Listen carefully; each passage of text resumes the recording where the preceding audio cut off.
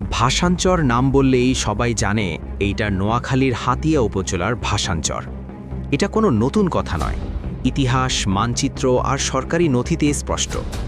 তবুও বারবার প্রশ্ন আসে, নোয়াখালীকে নিয়ে এত ষড়যন্ত্র কেন?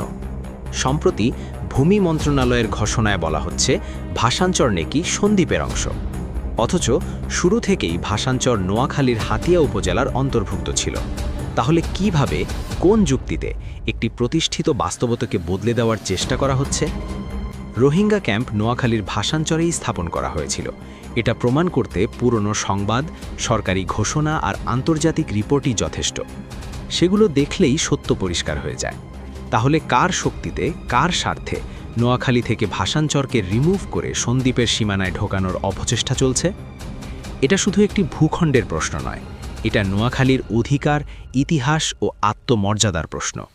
নোয়াখালীবাসী আর চুপ করে বসে থাকার সময় নেই। এই অন্যায়, এই ষড়যন্ত্রের বিরুদ্ধে এখনই সোচ্চার হতে হবে।